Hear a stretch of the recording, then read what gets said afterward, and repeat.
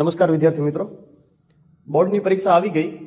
તમે રિવિઝન કરતા હશો ત્યારે મનોવિજ્ઞાન વિભાગ એ ના પ્રશ્ન ખૂબ આઈએમપી છે. પાઠ 1 સંવેદન, ધ્યાન અને પ્રત્યક્ષીકરણમાંથી પ્રત્યક્ષીકરણનો સંગઠનનો નિયમ. બીજો પ્રશ્ન ધ્યાનના નિર્ધારકો અથવા તો ધ્યાનના ઘટકો, જેમાં વસ્તુલક્ષી ઘટક અને વ્યક્તિલક્ષી ઘટક આવે છે. એ બંને સ્વતંત્ર પણ પૂછાઈ શકે છે. ત્રીજો પ્રશ્ન ઊંડાઈના એક નેત્રીય સંકેતો, જે આકૃતિ સાથે લખતા સારા ગુણ મળે છે. 4 ધ્યાનના લક્ષણો, ખૂબ આઈએમપી પ્રશ્ન છે ધ્યાનના લક્ષણો. પાઠ 2 શીખવાની ક્રિયા.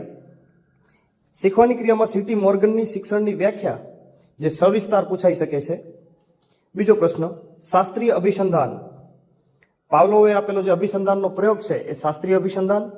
ક્રિયાત્મક, સાધનરૂપ અને કારક અભિસંધાન, BF સ્કિનરનો પ્રયોગ. 2 લાકડીવાળો પ્રયોગ, 1 લાકડીવાળો પ્રયોગ અને ચિમ્પાન્ઝીનો પ્રયોગ. આ ત્રણેય નામનો એક જ પ્રયોગ છે જે કોહલરે આપેલો છે. આમ બીજા પાઠમાંથી આ અલગ અલગ પ્રયોગો છે જે ફેરવી અને નામ આપી એ પ્રયોગો પૂછી શકે છે. ત્રીજા પાઠમાંથી પાઠ 3 બુદ્ધિ. ગાર્ડનરનો બહુવિધ બુદ્ધિનો સિદ્ધાંત, મોસ્ટ આઈએમપી પ્રશ્ન છે. ગાર્ડનરનો બહુવિધ બુદ્ધિનો સિદ્ધાંત, એ બુદ્ધિના નામ, એ બુદ્ધિમાં સમાવેશ થતા વ્યક્તિઓ એ ખાસ યાદ રાખવાનું કે કયા પ્રકારની બુદ્ધિમાં કયા પ્રકારની વ્યવસાય ધરાવતી બુદ્ધિ અથવા તો કયા પ્રકારના લોકો એ બુદ્ધિમાં સમાવેશ પામે છે. બીજો પ્રશ્ન જેપી દાસનો સિદ્ધાંત અથવા તો પાસ સિદ્ધાંત, એવી રીતે જેપી દાસનો સિદ્ધાંત પૂછાય છે, જે ખૂબ આઈએમપી છે. મનોદુર્બળતાના લક્ષણો, મનોદુર્બળતાની વ્યાખ્યા અને તેના લક્ષણો, એ પ્રશ્નો પણ ખાસ આઈએમપી છે. બુદ્ધિનો અર્થ આપી અને બુદ્ધિની વ્યાખ્યાઓ આપો, એમાં બીને અને સાયમનની, ટર્મનની અને જેપી દાસની આ 3 વ્યાખ્યાઓ કરવી. આ વ્યાખ્યાઓ 2 ગુણમાં પણ પૂછાઈ શકે, 1 લાઇનરમાં પણ વ્યાખ્યા આપેલી હોય અને પૂછાઈ શકે કે નીચે આપેલી વ્યાખ્યા કોણે આપી. એટલે આ 3 વ્યાખ્યાઓ ખૂબ અગત્યની છે.